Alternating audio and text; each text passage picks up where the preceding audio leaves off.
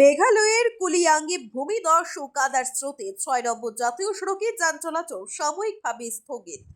মেঘালয়ের কুলিয়াং এলাকায় ৬ নম্বর জাতীয় সড়কে বড় ধরনের ভূমিধস ও কাদার স্রোতের কারণে যান চলাচল সাময়িকভাবে স্থগিত করা হয়েছে। টানা বৃষ্টিপাতের ফলে সৃষ্ট এই প্রাকৃতিক দুর্যোগে সড়কের একাধিক অংশ ক্ষতিগ্রস্ত হয়েছে, যার ফলে যানবাহন চলাচলে মারাত্মক বিঘ্ন ঘটেছে। ইস্ট জায়েন্তিয়া হিলস প্রশাসন ও জাতীয় সড়ক কর্তৃপক্ষ পরিস্থিতি নিয়ন্ত্রণে আনতে দ্রুত কাজ শুরু করেছে। মেরামতের কাজ সম্পূর্ণ না হওয়া পর্যন্ত এই সড়কে যান চলাচল বন্ধ থাকবে বলে জানানো হয়েছে। যাত্রীদের নিরাপত্তার স্বার্থে বিকল্প রুট ব্যবহার করার জন্য প্রশাসনের পক্ষ থেকে পরামর্শ দেওয়া হয়েছে। ইতিমধ্যে এলাকার ট্রাফিক পুলিশ এবং উদ্ধারকারী দল কাজ করতে, যাতে কোনো জরুরি পরিস্থিতির দ্রুত মোকাবেলা করা যায়।